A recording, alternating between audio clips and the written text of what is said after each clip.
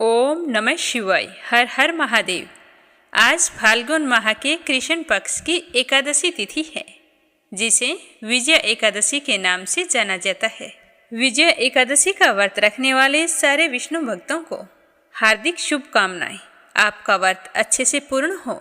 श्री हरि का आशीर्वाद आप पर हमेशा बना रहे। अध्याय के साथ एकादशी की कथा भी प्रस्तुत की गई है। अगर आप अलग से एकादशी की कथा सुनना चाहते हैं तो इसी चैनल पर विजय एकादशी की संपूर्ण व्रत कथा प्रस्तुत की गई है। प्रेम भाव से सुनना और ज़्यादा से ज़्यादा विष्णु भक्तों में शेयर करना। अब पहले अपने सुनते हैं एक छोटी सी कहानी गणेश जी महाराज की। तो प्रेम भाव से कहिए, विघ्न विनाशक गणेश जी महाराज की जय हो। एक समय की बात है, एक छोटा सा लड़का अपनी दादी से हमेशा गणेश जी की कहानियाँ सुनता था। उसकी माँ गणेश जी की परम भक्त थी, तो कहानी सुनते सुनते उसे लगा कि क्यों ना मैं भी गणेश जी से मिलकर आऊं। और हमारे घर में इतनी गरीबी है, दरिद्रता है, तो गणेश जी से मिलूंगा तो सबके बारे में बताऊंगा, फिर मैं भी धनवान हो जाऊंगा। तो यह सोचकर घर छोड़कर निकल गया। चलते चलते वह घने जंगल में पहुंच गया। तो गणेश जी भगवान सोचने लगे कि इसने तो मेरे नाम से घर छोड़ा है, अगर इसे घर पर नहीं भेजा तो इस जंगल में तो शेर वगैरह रहते हैं, वो इसे खा जाएंगे और मुझे इस कलयुग में कौन मानेगा। तो यह सोचकर विनायक जी ने बूढ़े ब्राह्मण का वेश धारण किया और उस लड़के के सामने आए और बोले कि बेटा, तू कहाँ जा रहा है। तो वह कहने लगा कि बाबा, मैं तो गणेश जी से मिलने जा रहा हूँ। आपको पता है गणेश जी कितने चमत्कार करते हैं। तो उसकी बात सुनकर बूढ़ा ब्राह्मण कहने लगा कि बेटा, मैं ही गणेश जी हूँ, तू मांग, क्या मांगता है, परंतु एक ही बार में मांगना, बार बार कुछ मत मांगना। तो वह लड़का सोचने लगा कि मैं क्या मांगूं। अन्न हो, धन हो, हाथी की सवारी हो, मेरे सुंदर सी पत्नी हो, यह सोचते हुए वह चुपचाप बैठा रहा। तो गणेश जी तो अंतर्यामी थे, वो सब कुछ समझ गए। वो उस लड़के से कहने लगे कि बेटा, तुमने तो एक बार में सब कुछ मांग लिया, जैसा तुमने मांगा है वैसा ही सब कुछ तुझे मिल जाएगा। अब तुम ऐसा करो, अपने घर जाओ, तुम्हारी दादी, तुम्हारे माँ बाप तुम्हारा इंतजार कर रहे हैं। तो आशीर्वाद पाकर वह लड़का खुशी खुशी घर आ गया। घर आकर उसने देखा कि उनका घर झोंपड़ी था जो महल हो गया। जैसे ही उसने अंदर प्रवेश किया तो एक कमरे के अंदर पलंग पर 16 श्रृंगार किए हुए उसकी पत्नी बैठी थी और घर में खूब सारा धन हो गया। तो वह जोर जोर से अपनी माँ और दादी से कहने लगा कि देखो माँ, देखो दादी, मैं कितना धन लेकर आया हूँ। यह सब कुछ गणेश जी भगवान ने दिया है, वो मुझे जंगल में मिले थे। तो यह सुनकर उसके माँ बाबूजी और उसकी दादी माँ बहुत ही खुश हुए।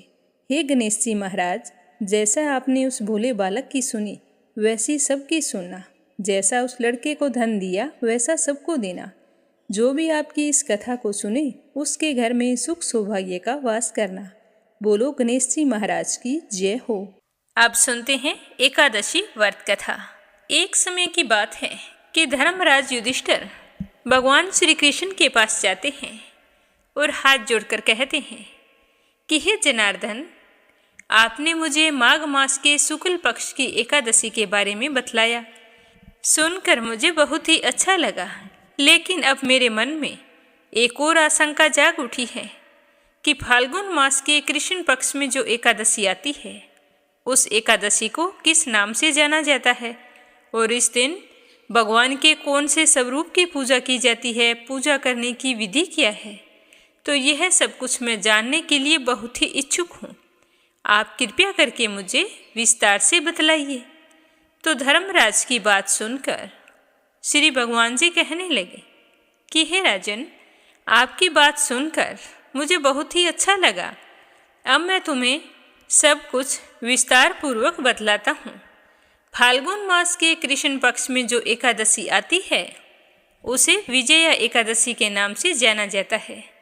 इस दिन व्रत रखने से मनुष्य के सारे पाप नष्ट हो जाते हैं और हमारा कोई भी कार्य हो उसमें हमें विजय प्राप्त होती है।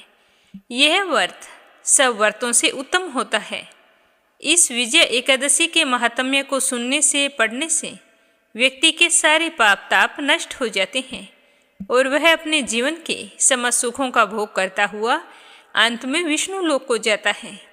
अब मैं तुम्हें इसकी एक कथा सुनाता हूँ, जो एक समय देव ऋषि नारद जी ने जगत पिता में ब्रह्मा जी से सुनी थी। तो तुम भी एकाग्र होकर सुनना, वही कथा आज मैं तुम्हें सुना रहा हूँ। एक बार देव ऋषि नारद जी ने पितामह से कहा कि हे पितामह, आप मुझे फाल्गुन मास के कृष्ण पक्ष में जो एकादशी आती है उसका सारा विधान बतलाइए। तो पितामह कहने लगे कि बेटा नारद, विजया एकादशी का व्रत पुराने तथा नए पापों को नाश करने वाला है। इस विजय एकादशी की विधि मैंने आज तक किसी को नहीं बताई है। आज मैं प्रेमवश होकर तुम्हें बताता हूँ। यह समस्त मनुष्यों को विजय प्रदान करने वाली है। त्रेता युग में जब भगवान श्री राम को 14 वर्ष का वनवास हो गया था, तब वे सीता जी और लक्ष्मण जी के साथ पंचवटी में निवास करने लगे और वहीं पर दुष्ट रावण ने सीता जी का हरण कर लिया। और इस बात का पता रामचंद्र जी और लक्ष्मण जी को लगा तो वे बहुत ही दुखी हुए। व्याकुल होकर सीता जी की खोज में चल दिए। ढूंढते ढूंढते वे मरणासन की हालत में जटायु के पास जा पहुँचे। तो जटायु ने उन्हें रोककर सीता जी के बारे में सारा वृतांत सुनाया और फिर अपने प्राण त्याग दिए, स्वर्ग लोक को चला गया। कुछ आगे जाने पर राम और लक्ष्मण को सुग्रीव मिला, उससे उनकी मित्रता हो गई और फिर वहाँ पर उन्होंने बाली का वध किया। फिर हनुमान जी ने लंका में जाकर सीता जी का पता लगाया और उनसे श्री रामचंद्र जी और सुग्रीव की मित्रता का वर्णन किया। फिर वहाँ से लौटकर हनुमान जी ने भगवान श्री राम के पास आकर सारे समाचार कह सुनाए। सीता जी का पता चलने पर श्री राम वानर सेना को साथ लेकर सुग्रीव की संपत्ति से लंका को प्रस्थान किया। जब श्री रामचंद्र जी चलते चलते समुद्र के किनारे पहुँचे, तब उन्होंने देखा कि बहुत ही विशाल समुद्र है, उसमें मगरमच्छ आदि तैर रहे हैं। तो इस अगाध समुद्र को देखकर लक्ष्मण जी ने सोचा कि इतने बड़े समुद्र को हम पार कैसे करेंगे, इसमें तो मगरमच्छ आदि तैर रहे हैं। तो लक्ष्मण कहने लगा कि हे पुराण पुरुषोत्तम, आप तो आदि पुरुष हैं, सब कुछ जानने वाले हैं। यहाँ से आधा योजन दूरी पर कुमारी द्वीप में वक्दालभ्य नाम के मुनि रहते हैं। उन्होंने अनेक ब्रह्मा देखे हैं। आप उनके पास जाइए और उनसे इसके बारे में उपाय पूछिए। लक्ष्मण जी के इस तरह के वचन सुनकर श्री रामचंद्र जी वक्दालभ्य ऋषि के पास गए और वहां जाकर उन्हें प्रणाम करके बैठ गए। मुनि ने भी उन्हें पहचान लिया कि मनुष्य रूप धरे ये तो पुराण पुरुषोत्तम है। फिर उनसे पूछने लगे कि हे राम, आपका आना कैसे हुआ? तो श्री रामचंद्र जी कहने लगे कि हे ऋषिवर, मैं अपनी सेना के साथ यहाँ आया हूँ और राक्षसों को जीतने के लिए लंका की ओर जा रहा हूँ। आप मुझे कृपया करके इस समुद्र को पार करने का उपाय बतलाइए। मैं तो इसी वजह से आपके पास आया हूँ। तो वक्दालभ्य ऋषि कहने लगे कि हे राम, फाल्गुन मास के कृष्ण पक्ष की एकादशी का उत्तम व्रत करने से निश्चय ही विजय की प्राप्ति होती है। तो आप भी फाल्गुन मास में आने वाली विजया एकादशी का व्रत करो, आपको विजय की प्राप्ति अवश्य होगी, साथ ही आप समुद्र भी पार कर सकेंगे। इस तरह कहते हुए भगवान श्री कृष्ण व्रत की विधि समझाने लगे कि व्रत की विधि यह है कि दशमी के दिन सोना, चांदी, तांबा या फिर मिट्टी का एक घड़ा लें। उस घड़े को जल से भरकर तथा 5 पल्लव रख वेदिका पर स्थापित करें। उस घड़े के नीचे सतनजा और ऊपर जो रखें, उस पर श्री नारायण भगवान की एक सोने की मूर्ति स्थापित करें। एकादशी के दिन स्नान आदि से निवृत्त होकर धूप, दीप, नैवेद्य, नारियल आदि से भगवान की पूजा करें। उसके बाद घड़े के सामने बैठकर इस दिन को व्यतीत करें और रात्रि को भी उसी प्रकार बैठे रहकर जागरण करना चाहिए। द्वादशी के दिन नित्य नियम से निवृत्त होकर उस घड़े को ब्राह्मण को दे दें। हे राम, यदि तुम भी इस व्रत को सेनापतियों सहित करोगे तो तुम्हारी विजय अवश्य होगी। तो ऋषि के कहे अनुसार श्री रामचंद्र जी ने इस पावन व्रत को किया और इसके प्रभाव से उसने दैत्यों पर विजय पाई थी। अतः हे राजन, जो कोई मनुष्य इस व्रत को विधि पूर्वक करेगा, दोनों लोकों में उसकी विजय अवश्य होगी। तो यह सुनकर श्री रामचंद्र जी बहुत ही प्रसन्न हुए और ऋषि वकदालव्य को प्रणाम करके लक्ष्मण के पास लौट आए और फिर जिस तरह ऋषि ने बताया था उसी के कहे अनुसार श्री रामचंद्र जी ने विजय एकादशी का व्रत किया और विधि विधान से दूसरे दिन इसका पारण किया। तो इसके प्रभाव से ही उसने दैत्यों पर विजय पाई थी। इस तरह कथा सुनाकर भगवान श्री कृष्ण कहने लगे कि हे राजन, जो कोई मनुष्य विधि पूर्वक इस व्रत को करेगा, दोनों लोकों में उसकी विजय अवश्य होगी। श्री ब्रह्मा जी ने नारद जी से कहा था कि हे पुत्र, जो कोई इस व्रत के महात्म्य को पढ़ता है, सुनता है या सुनाता है, उसको वाजपेय यज्ञ का फल प्राप्त होता है। तो यह कथा सुनकर धर्मराज युधिष्ठिर बहुत ही प्रसन्न हुए और भगवान को प्रणाम करके अपने महल की ओर चल पड़े। बोलो विष्णु भगवान की जय हो। क्षीर सागर में एक त्रिकुट नाम का एक प्रसिद्ध और श्रेष्ठ पर्वत था। उस पर्वत की ऊंचाई आसमान को छूती थी। उसकी लंबाई चौड़ाई भी काफ़ी दूर तक फैली हुई थी। उस पर्वत के 3 शिखर थे। पहला सोने का, दूसरा चांदी का और तीसरा लोहे का था।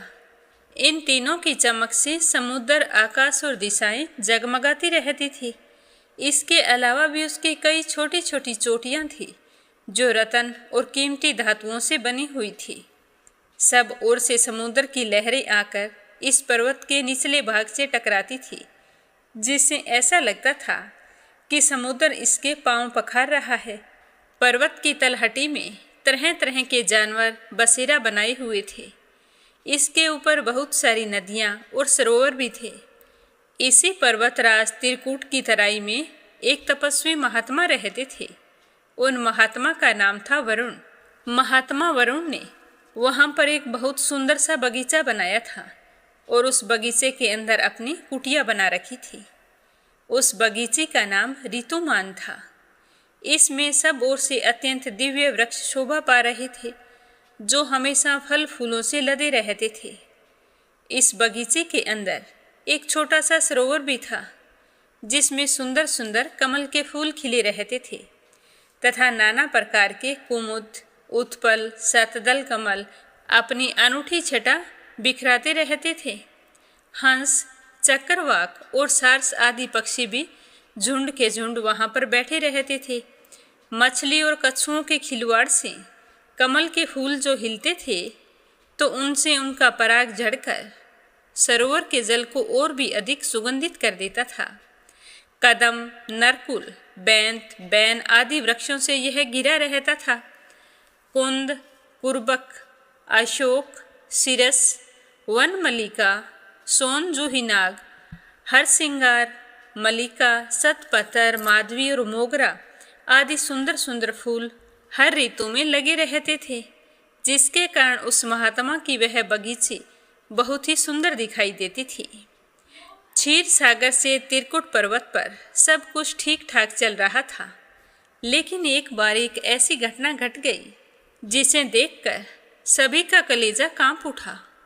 इस पर्वत के घोर जंगल में एक विशाल मतवाला हाथी रहता था। वह कई शक्तिशाली हाथियों का सरदार था। उसके पीछे बड़े बड़े हाथियों के झुंड चलते थे।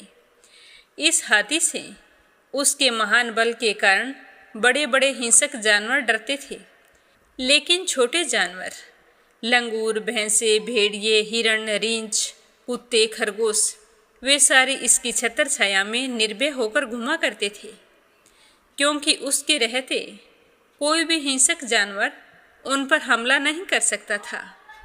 वह हाथी बड़ा ही मदमस्त था।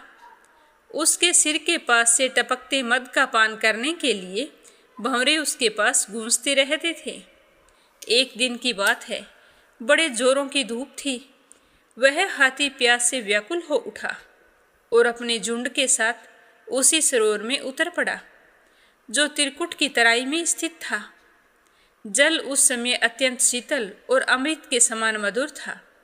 तो वह गजराज उस जल को अपनी सूंड में भर भर कर जी भर के पिया और उसके बाद सूंड भरकर साथ आई हथनियों को नहलाने लगा और खुद पर भी पानी की बौछार करके अपनी थकान मिटाई। इस तरह ठंडे और शीतल जल में वह हाथी सब कुछ भूल चुका था। वह जल क्रीड़ा का आनंद उठा रहा था। उसे यह पता नहीं था कि उसी सरोवर के अंदर एक बहुत बलवान मगरमच्छ भी रहता है। तो उसी समय मगरमच्छ ने क्रोधित होकर गजराज के पैर को जोरों से पकड़ लिया और उसे खींचकर सरोवर के अंदर ले जाने लगा। उसके पैने दांतों के गड़ने से हाथी को बहुत ही दर्द हो रहा था और उसके पैरों से खून निकल रहा था। उस खून से सरोवर का सारा पानी लाल हो गया।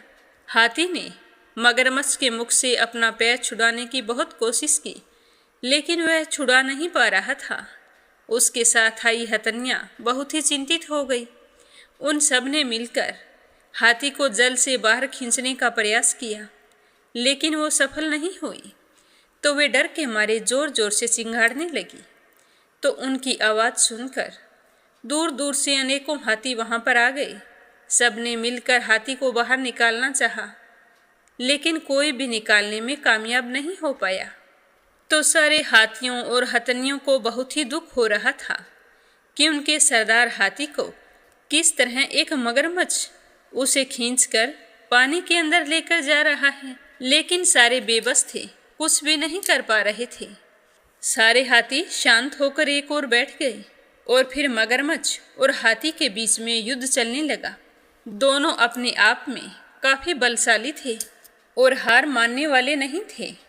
तो कभी मगरमच्छ हाथी को खींचकर पानी के अंदर ले जाता, तो कभी हाथी मगरमच्छ को खींचकर पानी के बाहर ले आता।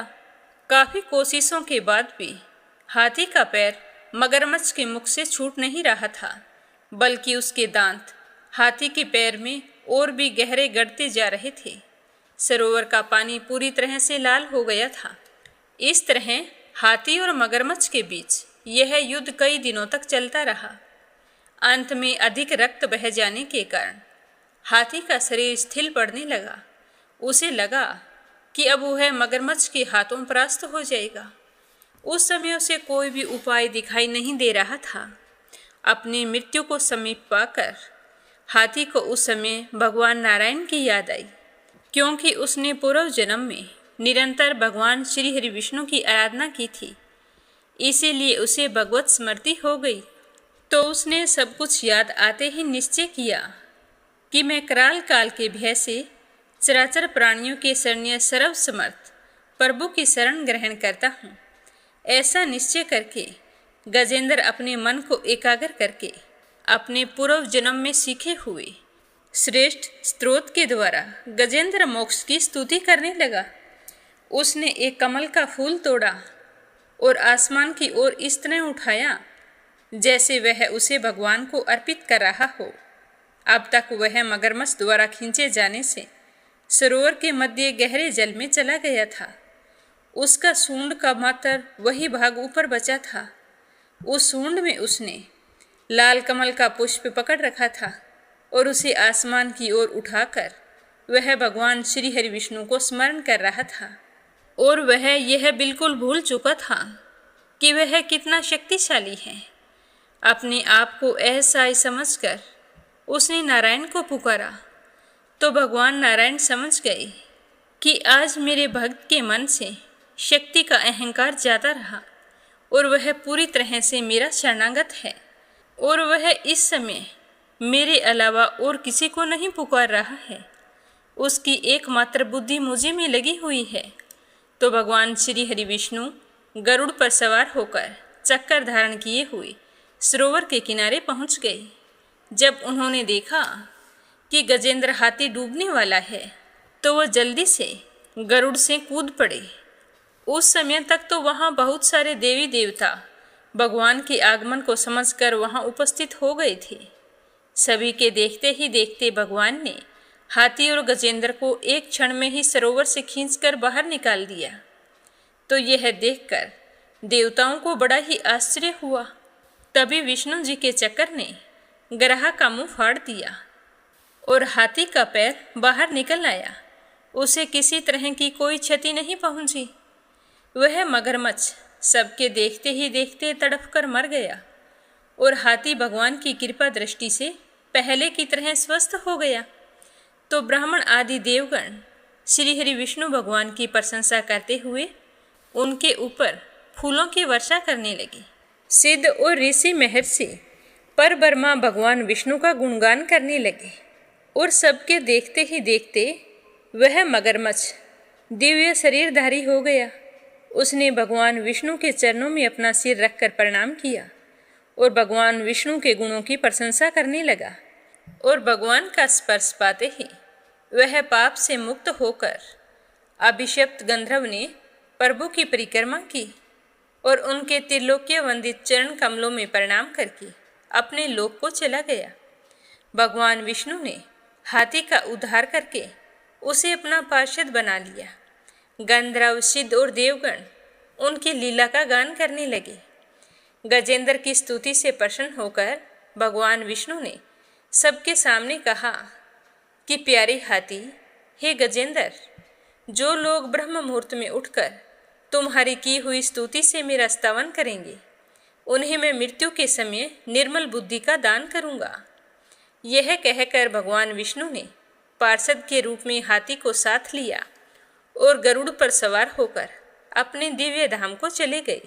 वह मगरमच्छ और हाथी पूर्व जन्म में कपिल मुनि महर्षि कर्दम के पुत्र थे। कर्दम ऋषि की पत्नी का नाम देवहूति था। उन्हीं के गर्भ से कपिल मुनि का जन्म हुआ था। लेकिन उन्हीं देवहूति को कर्दम जी से पहले कई और भी संतानें हुई थी। उन्हीं कर्दम और देवहूति के कपिल मुनि से 2 बड़े पुत्र थे जो कि वेदज्ञ थे। एक बार राजा के यहाँ यज्ञ संपन्न करने आए थे। जब दोनों को धन मिला तो उस धन को लेकर उन दोनों में विवाद हो गया। तभी दोनों ने एक दूसरे को मगरमच्छ और हाथी की योनि में जाने का श्राप दे दिया। वे दोनों विष्णु भगत थे और दोनों की बात सत्य भी हुई। लेकिन मौत से पहले उन्होंने तपस्या करके विष्णु जी को प्रसन्न कर लिया था और वरदान में मुक्ति की मांग की थी। इसीलिए अगले जन्म में उन्हें अपने पूर्व जन्म का स्मरण था और अगले जन्म में फिर दोनों ने भगवान श्री हरि विष्णु के हाथों मुक्ति पाई थी। बोलो जगत के पालनहार श्री हरि विष्णु भगवान की जय हो। बोलो महालक्ष्मी जी की जय हो। भारतवर्ष के सौराष्ट्र देश के द्वापर युग की यह कहानी है। किसी नगर में भद्र सर्वा नाम के एक राजा रहा करते थे। वो बहुत ही पराक्रमी राजा थे। उन्हें 4 वेद, 6 शास्त्र और 18 पुराणों का ज्ञान था। उनकी रानी का नाम था सूरत चंद्रिका। रानी दिखने में बहुत ही सुंदर और सुलक्षणा थी। इन सब के साथ साथ वह पतिव्रता भी थी। उन दोनों को 7 पुत्र हुए और उनके बाद उन्हें एक कन्या का वरदान मिला हुआ था। तो वरदान के अनुसार रानी ने एक सुंदर कन्या को जन्म दिया। उस कन्या का नाम राजा और रानी ने बड़े प्रेम से श्यामबाला रखा। तो एक बार देवी महालक्ष्मी जी ने सोचा कि राजा के राज में खूब धन संपदा है, मैं वहीं जाकर निवास करती हूँ ताकि राजा की संपत्ति दुगनी हो जाए, जिसके कारण राजा प्रजा को और भी अधिक सुख दे पाएंगे। आम आदमी के घर जाऊंगी तो वह तो अपने ही घर में खर्च करेगा और राजा का तो पूरी प्रजा का ख्याल रखना होता है। इसीलिए मैं राजा के यहाँ जाकर निवास करूंगी। तो ऐसा सोचकर लक्ष्मी माता ने एक बूढ़ी ब्राह्मण स्त्री का रूप धारण किया। हाथ में लाठी लेकर राजा के द्वार तक पहुंच गई। रानी को आवाज लगाने लगी। उन्हें देखकर एक दासी सामने आई और वो पूछने लगी कि माई, तुम कौन हो? तो बूढ़ी का रूप धारण किए हुए महालक्ष्मी जी कहने लगी कि बेटी, मेरा नाम कमला है, मेरे पति का नाम भुवनेश है, हम तो द्वारिका में रहते हैं। उसने बताया कि तुम्हारी रानी पिछले जन्म में एक गरीब वेश्या की पत्नी थी। गरीबी के कारण उन दोनों पति पत्नी में रोजाना झगड़े होते थे। उसका पति उसे रोजाना पीटता था, जिससे परेशान होकर वह अपने पति को छोड़कर जंगल में चली गई थी और खाली पेट भटकने लगी। तब मुझे उस पर दया आ गई और मैंने उसे सुख संपत्ति देने वाली श्री महालक्ष्मी जी की कथा सुनाई और मेरे कहने पर उसने व्रत भी किया था। तो उसकी सच्ची निष्ठा देखकर मैं बहुत ही खुश हुई थी और उसे गरीबी दूर होने का आशीर्वाद दिया। तो मेरे आशीर्वाद के अनुसार उसका घर धन दौलत और संपत्ति से भर गया। उसके बाद में पति पत्नी अपने जीवन का सारा सुख भोगते हुए परलोक को चले गए थे। श्री महालक्ष्मी जी का व्रत करने के कारण वे दोनों महालक्ष्मी लोक में रहे और इसी कारण उनका जन्म राजघराने में हुआ है। परंतु तुम्हारी रानी महालक्ष्मी जी का व्रत करना भूल गई है और मैं वही याद दिलाने आई हूँ। तो दासी उनको प्रणाम करके कहने लगी कि हे माँ, मैं अंदर जाकर रानी साहिबा को बताकर आती हूँ। यह कहकर वो अंदर चली गई। राज सुख में रहते हुए रानी ने जब दासी के मुख से इस तरह की बातें सुनी तो उसे बहुत ही गुस्सा आया।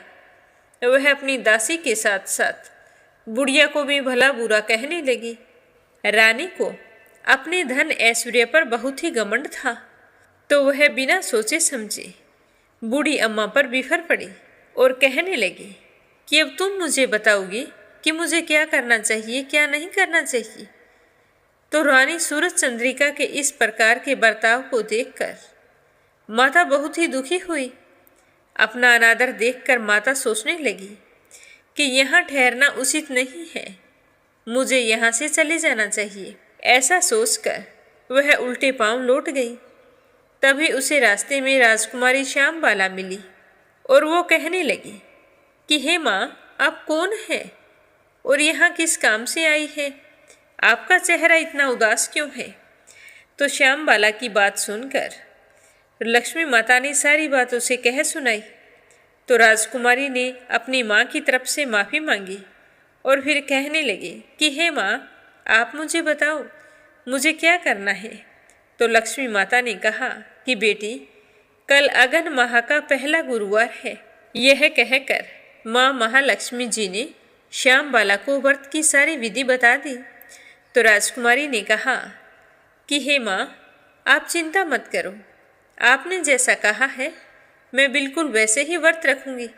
तो राजकुमारी ने पूरी श्रद्धापूर्वक व्रत रखा। तो व्रत के प्रभाव से उसका विवाह राजा सिद्धेश्वर के पुत्र मालाधार के साथ हो गया और वह बड़े सुख से अपने ससुराल में रहने लगी।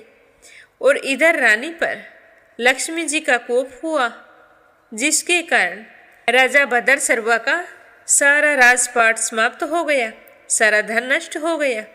उसकी आर्थिक स्थिति इतनी खराब हो गई कि अब उन्हें 2 वक्त का अनाज भी नहीं मिलता था। एक दिन रानी सूरज चंद्रिका ने राजा से आग्रह किया कि हे राजन, हमारा दामाद बड़ा धनवान और ऐश्वर्यशाली है, क्यों ना हम उसके पास जाकर रहें, अपनी स्थिति से अवगत कराएं, वह हमारी मदद अवश्य करेंगे। तो राजा भद्र सर्वा को रानी सूरज चंद्रिका की बात सही लगी और वो तुरंत ही दामाद के पास चल पड़े। जैसे ही वो अपने जवाई के राज्य में पहुँचे तो वहाँ नगर के बाहर एक तालाब था। तो वो तालाब के किनारे कुछ देर विश्राम करने के लिए ठहर गए। तो उस तालाब पर पानी लेने वाले आ जा रहे थे। तो दासियों ने राजा को देखकर पूछा कि आप कौन हैं और इस तरह से उदास क्यों बैठे हैं। तो राजा ने बताया कि मैं तुम्हारी रानी श्यामबाला का पिता हूँ। तो यह सुनकर वे सारी दौड़कर रानी के पास आई और कहने लगी कि रानी साहिबा, आपके पिता आए हैं। वो बड़े ही उदास दिखाई दे रहे हैं और बहुत पुराने से कपड़े पहन रखे हैं। तो श्यामबाला सुनकर बहुत ही खुश हुई और भागकर अपने पिता के पास गई। बड़े आदर सत्कार से अपने घर लेकर आई, खान पान करवाया। फिर पूछने लगी कि पिताजी, घर पर माँ ठीक है क्या? तो उसके पिता ने अपनी पुत्री से कहा कि बेटी, तुम्हारे आने के बाद में हमारा सारा धन नष्ट हो गया है और अब तो 2 वक्त का अनाज भी नहीं मिलता है। मुझे तुम्हारी माँ ने ही यहीं पर भेजा है। इस तरह कहते हुए श्याम बाला के पिता की आंखों में आंसू आ गए। तो वो कहने लगी कि पिताजी, आप चिंता मत करो, सब कुछ ठीक हो जाएगा। फिर एक दिन रुकने के बाद जब उसके पिता वहाँ से लौटने लगे तो उनकी बेटी श्याम बाला ने उन्हें सोने की मुहरों से भरा हुआ घड़ा दिया। तो राजा भद्र सर्वा कहने लगे कि बेटी, क्या करूं? हालात ही इतने बदतर हो गए हैं कि मुझे बेटी के घर से यह सब कुछ लेकर जाना पड़ रहा है। यह कहकर वो घड़ा लेकर अपने राज्य लौट आए। तो उनकी पत्नी सूरज चंद्रिका ने देखा तो वो बहुत ही खुश हुई। उसने जल्दी से राजा के हाथ से वह घड़ा ले लिया। खोल कर देखा तो उसमें मुहरों की जगह कोयले रखे हुए थे और यह सब महालक्ष्मी जी के कोप के कारण हुआ था। तो यह देखकर रानी को बहुत ही गुस्सा आया और दुख भी हुआ। फिर जब कुछ दिन बीत गए तो वह अपनी पुत्री से मिलने के लिए गई। वह अगन मास का अंतिम गुरुवार था।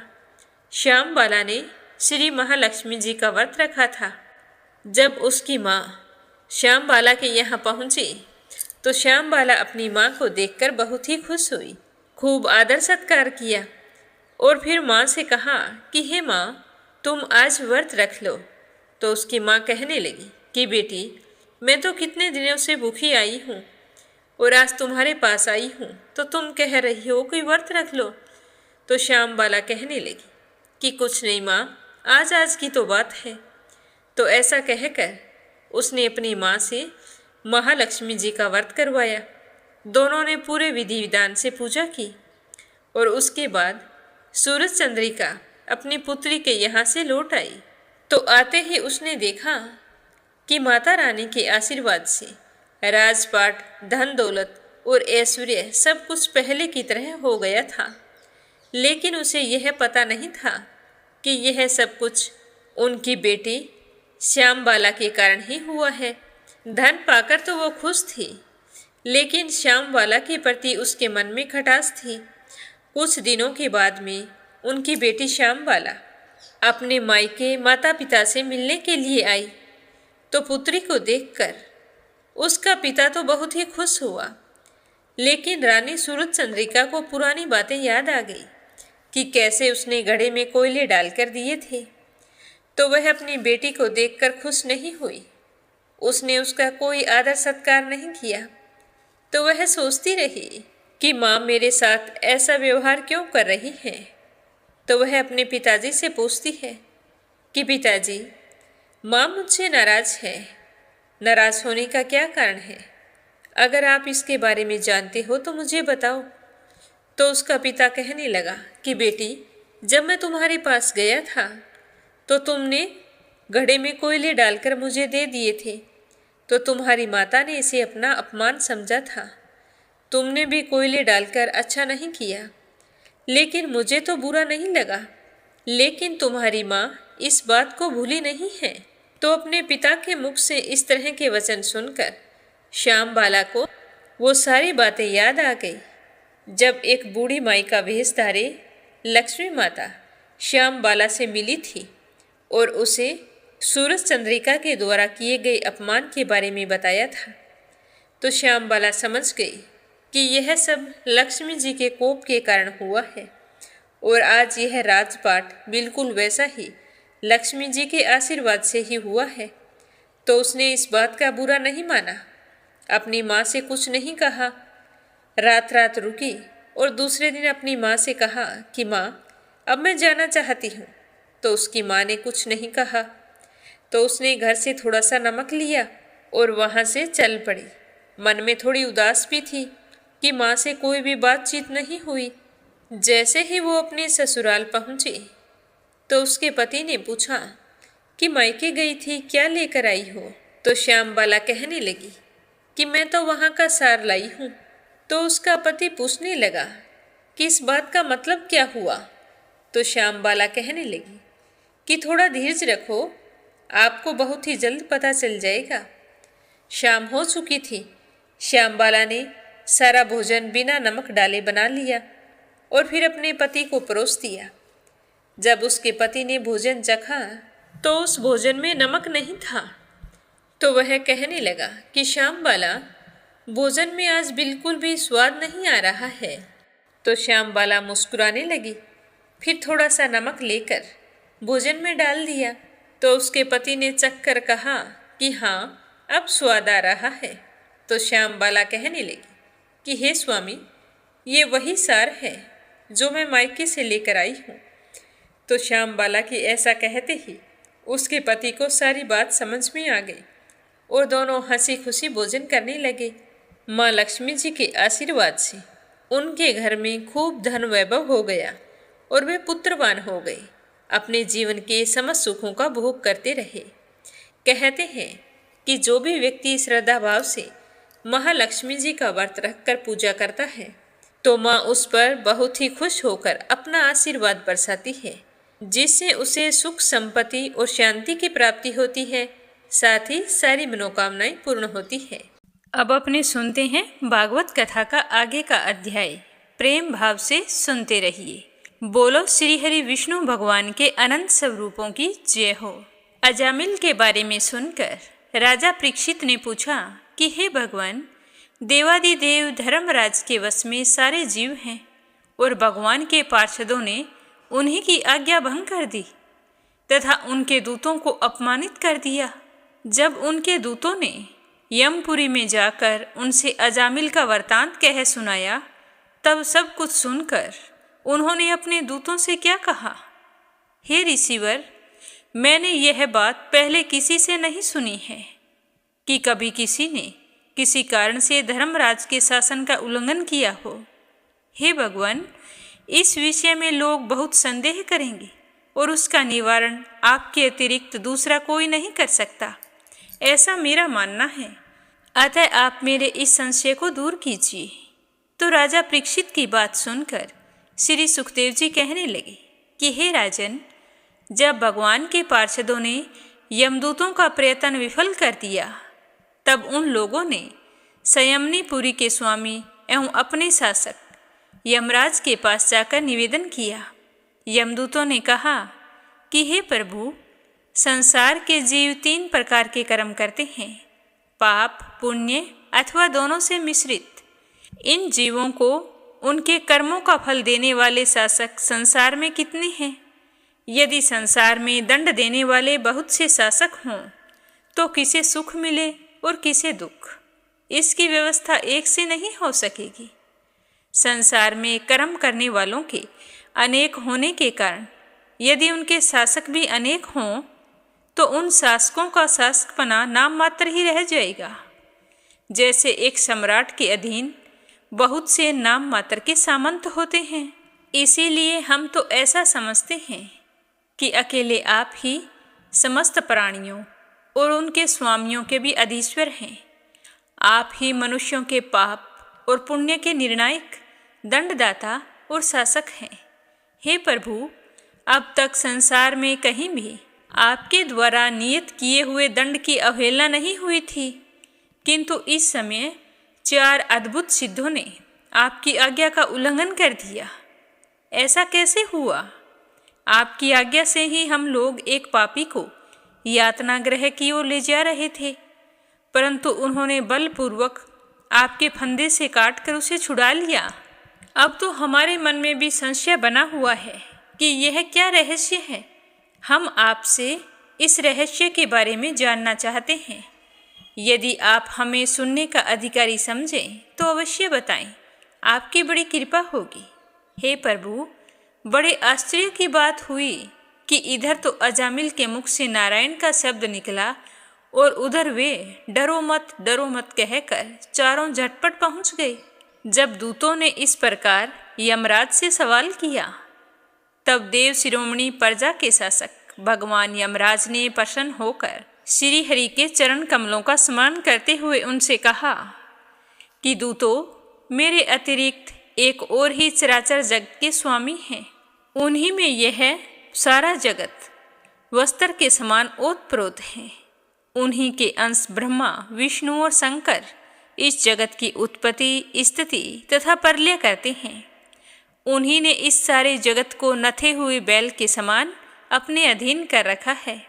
जैसे किसान अपने बैलों को पहले छोटी छोटी रस्सियों में बांधकर और फिर उन रस्सियों को एक बड़ी आड़ी रस्सी में बांध देते हैं, वैसे ही जगदीश्वर भगवान भी ब्राह्मण आदि वर्ण और ब्रह्मचार्य आदि आश्रम रूप छोटी छोटी नाम की रस्सियों में बांधकर फिर सब नामों को वेदवाणी रूप बड़ी रस्सी में बांध रखा है।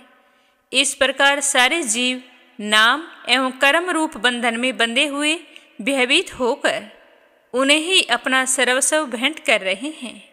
हे दूतों, मैं तो देवराज इंद्र, निऋक्ति, वरुण, चंद्रमा, अग्नि, शंकर, वायु, सूर्य, ब्रह्मा, 12 आदित्य, विश्व देवता, 8 वसु, साध्य, 49 मरुत, सिद्ध, 11 रुद्र, रजोगुण एवं तमोगुण से रहित भृगु आदि प्रजापति और बड़े बड़े देवता सब के सब सतव प्रधान होने पर भी उनकी माया के अधीन हैं।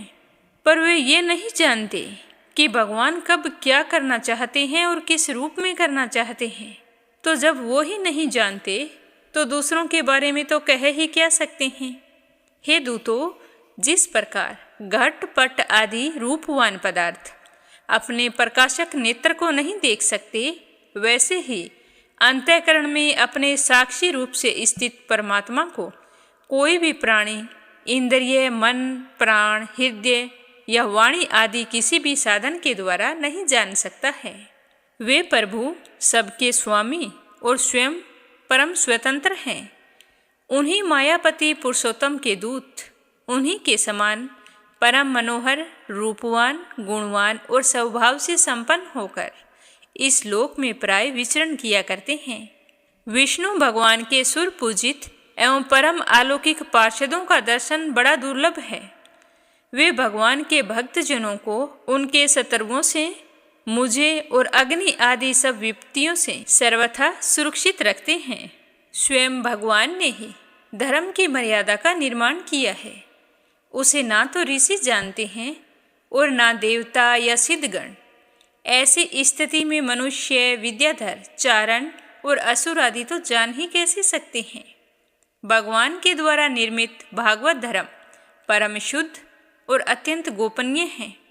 उसे जानना बहुत ही कठिन है। जो उसे जान लेता है वह भगवत स्वरूप को प्राप्त हो जाता है। हे दूतों, भागवत धर्म का रहस्य हम 12 व्यक्ति ही जानते हैं। पिता में देवऋषि नारद जी, भगवान शंकर जी, सनत कुमार, कपिल देव, स्वयंभू मनु, प्रहलाद, जनक, विषम पिता में बलि, सुखदेव जी और मैं। इस जगत में जीवों के लिए बस यही सबसे बड़ा कर्तव्य परम धर्म है कि वे नाम कीर्तन आदि उपायों से भगवान के चरणों में भक्ति भाव प्राप्त कर ले। भगवान के नाम उच्चारण की महिमा तो देखो। अजामिल जैसा पापी भी एक बार नाम उच्चारण करने मात्र से मृत्यु पास से छुटकारा पा गया। भगवान के गुण, लीला और नामों का भली भांति कीर्तन मनुष्य के पापों को सर्वथा नष्ट कर देता है। अत्यंत पापी अजामिल ने मरने के समय चंचल चित्त से अपने पुत्र का नाम नारायण नारायण का उच्चारण किया था, तो इस नाम मात्र से ही उसके सारे पाप ताप नष्ट हो गए, मुक्ति की भी प्राप्ति हो गई। तो भगवान नारायण के नाम उच्चारण में भी बड़ी शक्ति है। बड़े बड़े विद्वानों की बुद्धि कभी भगवान की माया से मोहित हो जाती है। वे कर्मों के मीठे मीठे फलों का वर्णन करने वाली अर्थवाद रूपिणी वेदवाणी में ही मोहित हो जाते हैं और यज्ञ आदि बड़े बड़े कर्मों में संलग्न रहते हैं तथा इस भगवान की महिमा को नहीं जानते। यह कितने खेद की बात है कि भगवान का नाम स्मरण करने मात्र से ही हमारी नौका पार लग सकती है। बुद्धिमान पुरुष ऐसा विचार कर भगवान अनंत में ही संपूर्ण अंतःकरण से अपना भक्ति भाव स्थापित करते हैं। अतः वे मेरे दंड के पात्र नहीं हो सकते। पहली बात तो यह है कि वे पाप करते ही नहीं हैं, परंतु किसी कारणवश संयोग से कोई पाप हो भी जाए तो उसे भगवान का गुणगान तत्काल नष्ट कर देता है। जो समदर्शी साधु भगवान को ही अपना साध्य और साधन समझकर उन पर निर्भर है, बड़े बड़े देवता और सिद्ध उनके पवित्र चरित्रों का प्रेम से गान करते रहते हैं। मेरे दूतों, भगवान की गदा सदैव उनकी रक्षा करती है। उनके पास तुम लोग कभी भी भूल कर मत फटकना, क्योंकि हम उन्हें दंड नहीं दे सकते हैं। उन्हें हम तो क्या, अगर साक्षात काल आ जाए तो भी दंड नहीं दे सकता है। बड़े बड़े परमहंस दिव्य रस के लोभ से संपूर्ण जगत और शरीर आदि से भी अपनी अहंता ममता हटाकर अकिंचन होकर निरंतर भगवान मुकुंद के पदारविंद का मकरंद रसपान करते रहते हैं। और जो दुष्ट उस दिव्य रस से विमुख हैं, वही लोग नरक के भागी होते हैं। नरक के दरवाजे घर गृहस्थी की तृष्णा का बोझा बांधकर उसे ढोते रहते हैं। बस उन्हीं को मेरे पास बार बार लाया करो, वही हमारे दंड के भागी होते हैं। जिनकी जीभ भगवान के गुणों और नामों का उच्चारण नहीं करती है, जिनका चित्त भगवान के चरणारविंदों का चिंतन नहीं करता है, और जिनका सिर एक बार भी भगवान श्री कृष्ण के चरणों में नहीं झुकता है, उन भगवत सेवा से विमुख पापियों को मेरे पास ही लाया करो। उन्हें लाने से तुम्हें कोई नहीं रोक सकता, क्योंकि उन्हें दंड देने का अधिकार सिर्फ मुझे है। ऐसा कहकर धर्मराज कहने लगे कि आज मेरे दूतों ने भगवान के पार्षदों का अपराध करके स्वयं भगवान का ही तिरस्कार किया है। ये मेरे दूतों का नहीं, ये तो मेरा ही अपराध है। पुराण पुरुष भगवान नारायण हम लोगों का यह अपराध क्षमा करे। हम अज्ञानी होने पर भी उनके निज जन और उनकी आज्ञा पाने के लिए अंजलि बांधकर सदा उत्सुक रहते हैं। अतः हे प्रभु, हम आपसे विनती करते हैं कि आपके लिए यही योग्य है कि आप हमें क्षमा करें। हे प्रभु, मैं आपको बारंबार नमस्कार करता हूँ। इस तरह बताते हुए श्री सुखदेव जी कहने लगे कि हे राजन, इसीलिए तुम ऐसा समझ लो कि बड़े से बड़े पापों का सर्वोत्तम, अंतिम और पाप वासनाओं को भी निर्मूल कर डालने वाला प्रायश्चित यही है कि भगवान के गुणों, लीलाओं और नामों का कीर्तन किया जाए। इसी से संसार का कल्याण हो सकता है। जो लोग बार बार भगवान के उद्धार और कृपापूर्ण चरित्रों को सुनता है या सुनाता है, भगवान का कीर्तन करता रहता है, उनके हृदय में प्रेममयी भक्ति का उदय हो जाता है। उस भक्ति से जैसे आत्मा की शुद्धि होती है, वैसी तो चंद्रायण आदि व्रतों से भी नहीं हो सकती है। जो मनुष्य भगवान श्री कृष्ण के चरणों का मकरंद रस लोभी भंवरे के समान ग्रहण करता है, वह स्वभाव से ही इस संसार से विरक्त होकर पहले से छोड़े हुए विश्व में फिर नहीं रमता और भगवान के चरणों में ही रमा रहता है।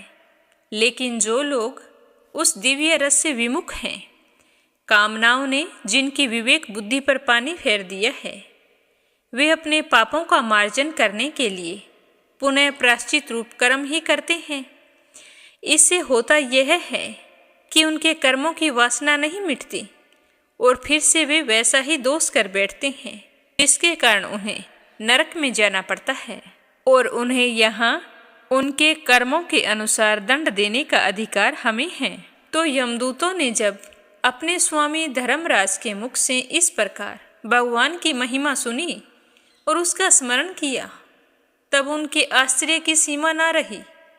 तभी से वे धर्मराज की बात पर विश्वास करके अपने नाश की आशंका से भगवान के आश्रित भक्तों के पास नहीं जाते।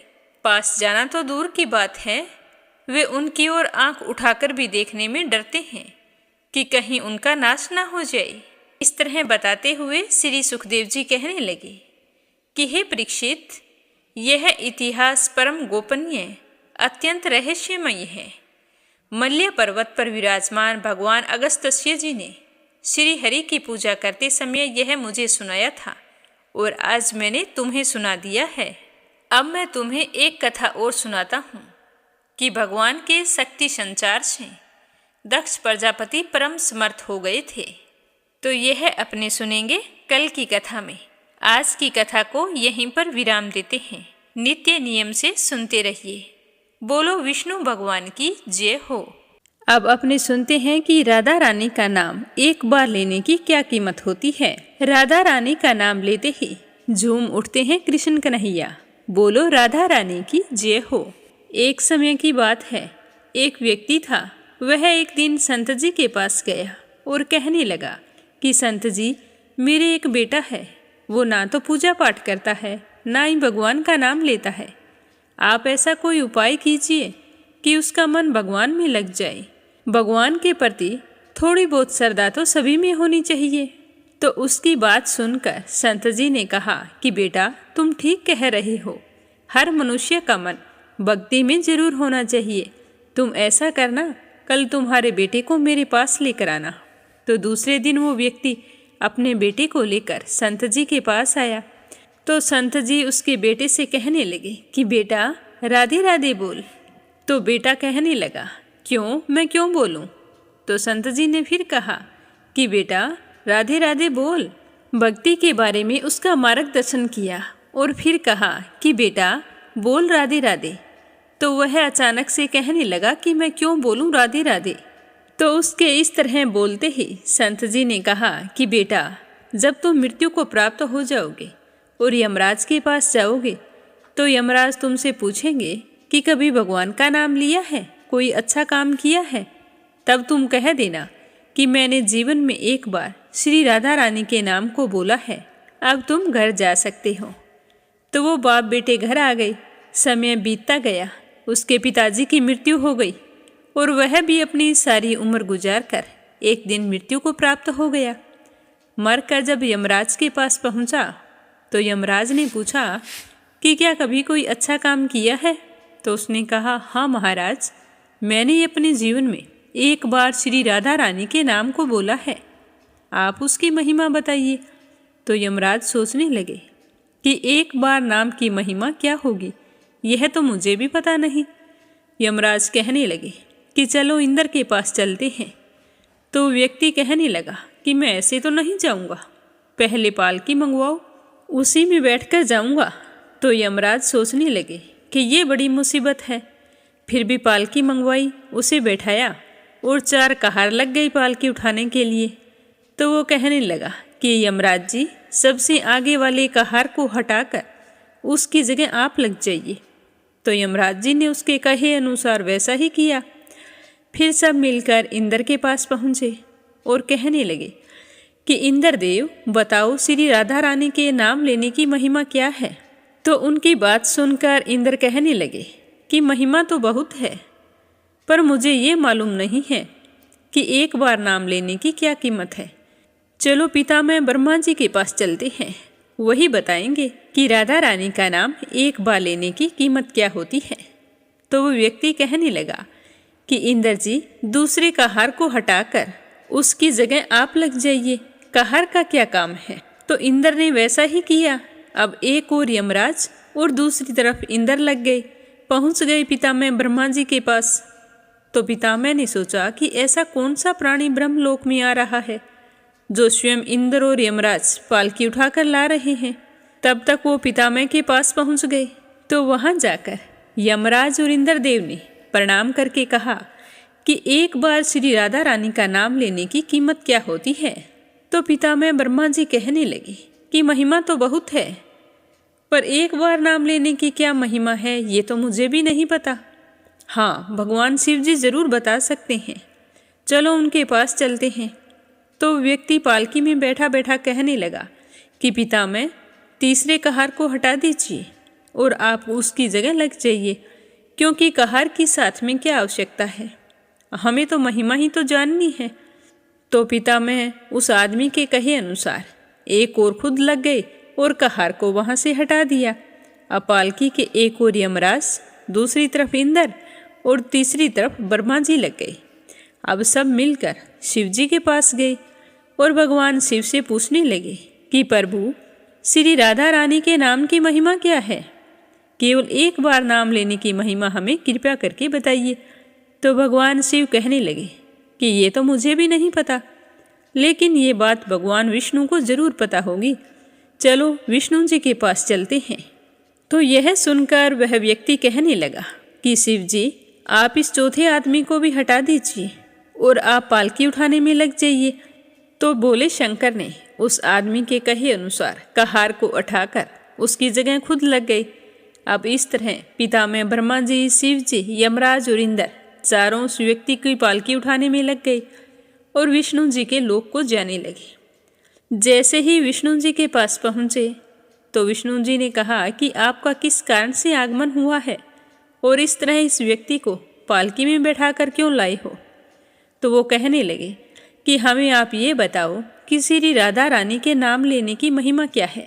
ये जो पालकी में आदमी बैठा है, इसने अपने जीवन में एक बार राधा रानी का नाम लिया है। तो विष्णु जी कहने लगे कि अरे, जिसकी पालकी स्वयं मृत्यु का राजा यमराज, स्वर्ग का राजा इंद्र, ब्रह्मलोक का राजा ब्रह्मा और साक्षात भगवान शिव उठा रहे हों, तो इससे बड़ी महिमा क्या होगी। जब सिर्फ एक बार राधा रानी का नाम लेने के कारण आपने इसको पालकी में उठा लिया, तो अब ये तो मेरी गोद में बैठने का अधिकारी हो गया है। भगवान श्री कृष्ण ने स्वयं कहा है कि जो केवल रा बोलता है तो मैं सारे काम छोड़कर खड़ा हो जाता हूँ, और जैसे ही कोई धा शब्द का उच्चारण करता है तो मैं उसकी ओर दौड़ लगाकर उसे अपनी गोद में भर लेता हूँ। इसीलिए हर मनुष्य को, इसीलिए जब भी हम श्री कृष्ण भगवान की पूजा करें तो राधा रानी का नाम जरूर जपना चाहिए। प्रेम से कहिए राधा रानी की जय हो। अब आपने सुनते हैं लपसी और तपसी की कहानी। बोलो लपसी तपसी की जय हो। बहुत पुराने समय की बात है। एक गांव में एक ब्राह्मण परिवार रहा करता था। उसमें पति पत्नी के अलावा उनके 2 बच्चे थे। एक बेटा था, एक बेटी थी। ब्राह्मण दंपति बहुत ही सरल स्वभाव के थे।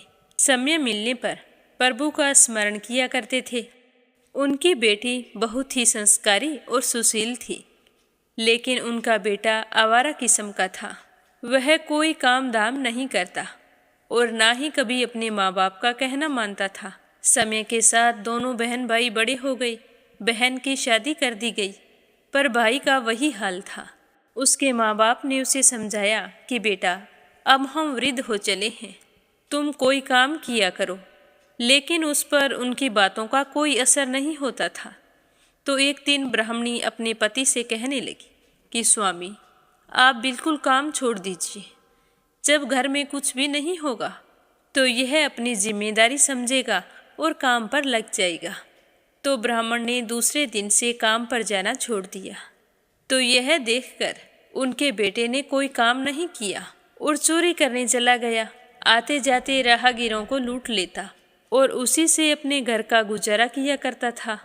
तो उसकी लूटने और चोरी करने की आदत से सारे गांव वाले उसे लपसी कहने लगे। तो लपसी की इस हरकत से उसके माँ बाप बहुत ही दुखी रहते थे, पर वह किसी की सुनने के लिए तैयार नहीं था। इसी तरह समय बीतता गया। एक दिन की बात है कि लपसी एक पीपल के पेड़ पर बैठा था। तभी शिव पार्वती जा रहे थे। पार्वती माता गहनों से लदी हुई थी। तो लपसी उन्हें देखकर सोचने लगा कि सूरत के कितने गहने हैं, आज ये सारे के सारे लूट लूँगा तो मुझे कई महीनों तक चोरी नहीं करनी पड़ेगी। तो वह लूटने के इरादे से पीपल की ओट में होकर बैठ गया। जैसे ही शिव पार्वती वहाँ से जाने लगे तो लपसी एकदम से शिव पार्वती के सामने आकर कहने लगा कि जल्दी से जितने सारे गहने पहन रखे हैं उतार दो। तो पार्वती माता कहने लगी कि तुम चोरी क्यों करती हो, तुम्हें पता है चोरी करना पाप है। तो लपसी कहने लगा कि क्या करूं, घर पर मेरे माँ बाप हैं, मेरी एक भांजी है, उनके लिए दोनों समय भोजन की व्यवस्था कहाँ से करूं, मुझे कोई काम तो आता नहीं है। तो लपसी की बात सुनकर पार्वती माता कहने लगी कि तुम जो चोरी करके पाप करते हो, इस पाप का भागी कौन बनेगा। तो लपसी कहने लगा कि मेरे घर वाले सारे बनेंगे। तो पार्वती माता कहने लगी कि कोई नहीं बनेगा, पाप के भागी केवल तुम बनोगे। तो लपसी कहने लगा कि मैं लूट खोस कर उन्हीं के लिए लेकर जाता हूँ, तो पाप के भागी तो उन्हें बनना ही पड़ेगा। तो लपसी की बात सुनकर पार्वती माता ने हंसकर कहा कि हम यहीं पर बैठे हैं और तुम अपने घर जाओ। अपने घर वालों से पूछो कि कोई तुम्हारे पाप का भागी बनेगा क्या। तो यह सुनकर लपसी भागा भागा अपने घर आया और अपनी माँ के पास गया और कहने लगा कि माँ, मैं चोरी करके लाता हूँ, राह चलते राहगीरों को लूटता हूँ, तुम्हारे लिए ही तो करता हूँ।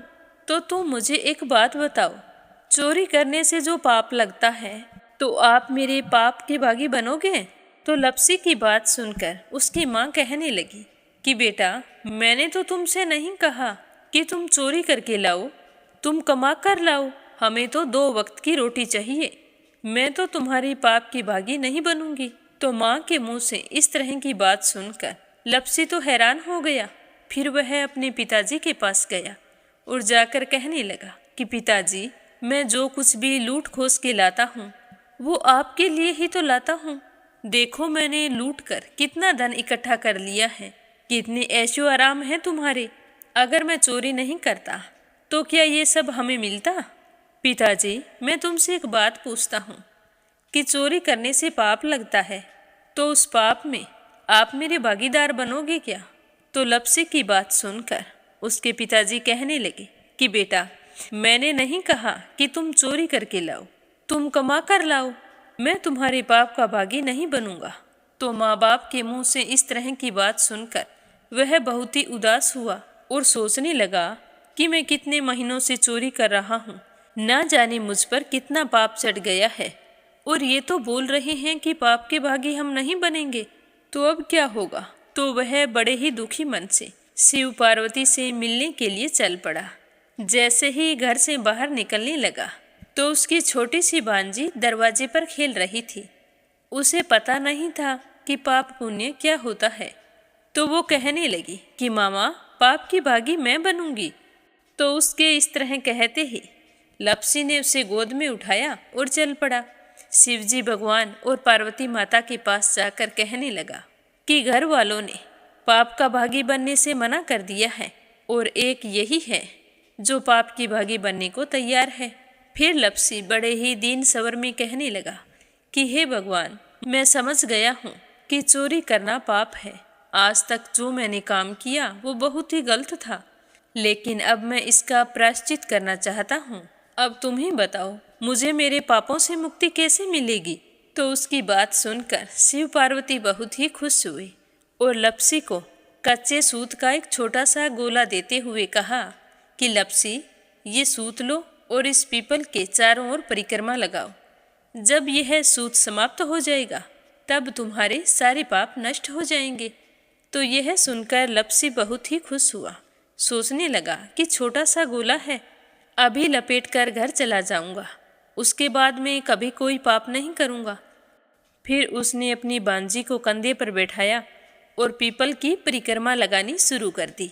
अब भगवान का वह सूत खत्म कहाँ होने वाला था। लपसी चक्कर लगाता गया पर वह सूत खत्म नहीं हुआ। चक्कर लगाते लगाते 1 महीने, 6 महीने, साल, पूरे 12 साल बीत गए पर वह सूत खत्म नहीं हुआ। 12 साल बाद एक बार फिर शिव पार्वती जी वहाँ से गुजर रहे थे तो पार्वती माता ने कहा कि स्वामी, चलो लपसी को चलकर देखते हैं। तो शिवजी कहने लगे, वो चोरी करने वाला, लूटने वाला कब का चला गया होगा। तो पार्वती माता कहने लगी कि नहीं स्वामी, चलकर देखने में क्या जाता है, चलो एक बार देखते हैं। तो शिव पार्वती जी जैसे ही पीपल वृक्ष के पास आए तो देखा कि लपसी तो अब भी चक्कर लगा रहा है। वहाँ चारों ओर गहरी खाई हो गई है और लपसी की बड़ी बड़ी दाढ़ी, मूंछें, नाखून बढ़ गए हैं। तो यह देखकर पार्वती माता ने कहा कि देखो स्वामी, आप तो कह रहे थे कि वो कब का ही चला गया, देखो इसके मन में सच्ची भक्ति है। तो पार्वती की बात सुनकर शिवजी ने कहा कि चलो अभी देख लेता हूँ। तो यह कहकर शिवजी ने एक सोने का कड़ा लपसी के आगे फेंक दिया। तो लपसी ने झट से उसके ऊपर पैर कर लिया। फिर अचानक से उसका ध्यान शिव पार्वती जी की ओर गया तो वो हाथ जोड़कर कहने लगा कि भगवान, अब तो मेरे पाप समाप्त हो गए होंगे, आप मुझे यहाँ से जाने की आज्ञा दीजिए। आपका यह सूत अभी तक खत्म नहीं हुआ है। तो शिवजी भगवान ने कहा कि तुम्हारे पाप कर्म भी अभी तक पूरे नहीं हुए हैं। तो शिवजी की बात सुनकर लपसी कहने लगा कि भगवान, मुझे पूरे 12 वर्ष हो गए हैं आपकी भक्ति करते करते, और अब भी आप मुझ पर शक कर रहे हैं। तो शिवजी ने कहा कि अपना पैर उठाओ। तो जैसे ही लपसी ने अपना पैर उठाया तो उसके पैर के नीचे सोने का कड़ा था। तो यह देखकर लपसी शर्मिंदा हो गया और कहने लगा कि प्रभु, गलती हो गई, मुझे माफ़ करो, आगे से मैं ऐसी गलती कभी नहीं करूँगा। तो शिवजी कहने लगे कि नहीं लपसी, तुम्हारा पाप ऐसे पूरा नहीं हो सकता। अब तुम्हें 12 वर्ष तक और इसी तरह परिक्रमा करनी होगी, उसी के बाद तुम्हारे पाप समाप्त होंगे। यह कहकर शिव पार्वती वहाँ से चले गए और वह फिर से पीपल के पेड़ की परिक्रमा करता रहा। करते करते 12 साल बीत गए। 12 साल बाद में शिव पार्वती जी वहाँ पर आए तो उन्होंने देखा कि आज भी वो वहीं पर चक्कर लगा रहा है। तो शिवजी ने फिर उसके सामने सोने की अंगूठी फेंकी, पर उसने कोई ध्यान नहीं दिया। तो शिवजी भगवान प्रसन्न होकर कहने लगे कि हे लपसी, आज से तुम मेरी तपस्या करके तपसी बन गए हो। मैं तुम्हें वरदान देता हूँ कि तुम अपने जीवन में सारे सुखों को प्राप्त करेगा। और तूने 24 बरस तक मेरी भक्ति की है, इसका फल भी तुझे अवश्य मिलेगा। जो भी औरत गाय और कुत्ते की रोटी नहीं बनाएगी, उसका पुण्य फल तुम्हें मिलेगा। आंगन लीप कर दहलीज नहीं लीपेगी, तो उसका पुण्य फल भी तुझे ही मिलेगा। अगर हमारे घर की बहन बेटी को हम सूट, तीवल या साड़ी भेंट स्वरूप देते हैं, तो साथ में मोली का धागा और कुछ रुपये नहीं देंगे, तो उसका पुण्य फल भी तुम्हें ही मिलेगा। अगर कोई दिए से दिया जलाएगा, तो उसका पुण्य फल भी तुम्हें ही मिलेगा। अगर व्रत और पूजा पाठ में सारी कहानी सुन ले और तुम्हारी कहानी ना सुने, तो उसका पुण्य फल भी तुम्हें ही मिलेगा।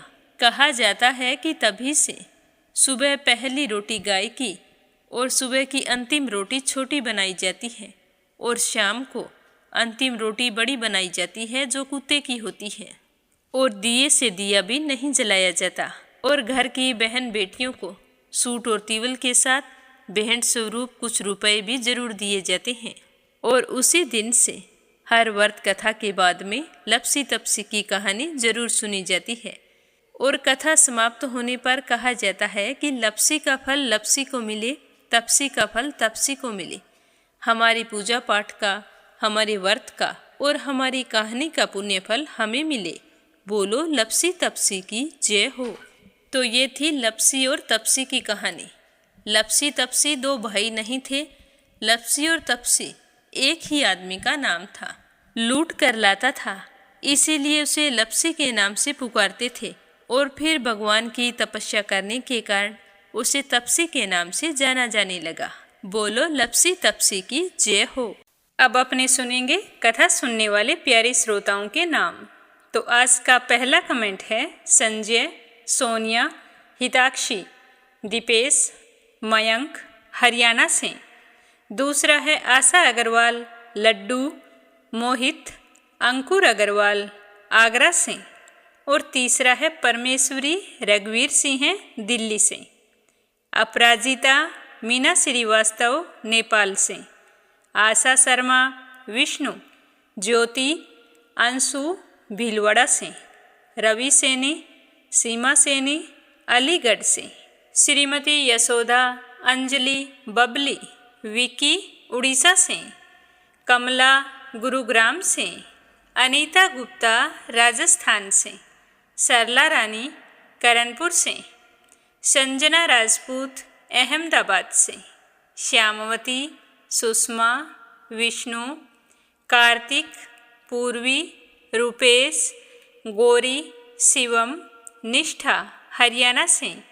चंद्रकांता, दिल्ली से। शीला सिन्हा, मीरा श्रीवास्तव, ममता श्रीवास्तव, माला छम्मा, मनोज, जौनपुर से। उषा शर्मा, राजस्थान से। श्रीचंद यादव, गया, बिहार से। नीमा मठपाल, रामनगर से। मंजुला कपूर, पंजाब से। संगीता अग्रवाल, कमला देवी अग्रवाल, दुलिया, महाराष्ट्र से। सुनीता पवार, कृषु पवार मध्य प्रदेश से, अनिल कुमार टिहरी करनाल से, वंदना वर्मा इंदौर से, श्रीमती अरुणलता शर्मा हरिद्वार से, गीता गोस्वामी, सुनीता गोस्वामी, पीहू गोस्वामी मेरठ से, सविता शामली से, सुनीता रानी मेरठ से, कोमल निर्मल मुंबई मीरा रोड से, मीरा अग्रवाल बंगाल से, सरोज अग्रवाल जबलपुर से, शोभा कुंवर पुरोहित अहमदाबाद से, रुक्मिणी शर्मा अंबाला से, निर्मला सिसोदिया दिल्ली से, सुमन चांदोरा जोधपुर से, सरला गुप्ता दिल्ली से, सुदेश शर्मा बीके शर्मा लुधियाना से, नीलम जायसवाल हैदराबाद से, कमला देवी भीलवाड़ा से, रेखा धर्मेंद्र शर्मा जयपुर से, नर बहादुर पाल भागीरथी पाल नेपाल से, नंदा पांडुरंग पुजारी ब्रह्मपुरी महाराष्ट्र से, वंदना साहू लखनऊ से, प्रेमलता बंसल दिल्ली से, दीपिका यादव रायपुर से, चंद्रकांता दिल्ली से, पूनम यादव करेली से, कमलेश भल्ला जम्मू से, सीमा जोशी रवि कुमार जोशी दिल्ली से, शांताबेन वाघेला गुजरात के मंडल से, मंजू चौधरी भीलवाड़ा से, उमा देवी झुंझुनू से, रीना साहू झांसी से, योगेश्वरी भटनागर राजस्थान से, श्रीमती कमलेश जबलपुर से, सचिन मिश्रा सोनम मिश्रा, जानवी मिश्रा राधिका मिश्रा, सीता मिश्रा माधवी मिश्रा बाराबंकी से, रिधिमा परमिला सुरेश यादव धामतरी से, देवी सिंह कार्तिक पायल सौम्या उमा रघुवंशी गजबा सौदा से, पूजा पाठक उत्तराखंड देहरादून कोशानी से, निर्मला पांचाल करनाल से, अंजू शर्मा सरसा से, निकिता सेजवानी करण सेजवानी, पायल सेजवानी, विशाल सेजवानी, रूबी सेजवानी आरोही अहमदाबाद से, कुसुम बघेल दिल्ली से। आप सभी श्रोताओं का बहुत बहुत धन्यवाद। श्री हरि का आशीर्वाद आप पर हमेशा बना रहे। आप सभी के सुख समृद्धि की कामना करते हुए ओम नमः शिवाय, हर हर महादेव।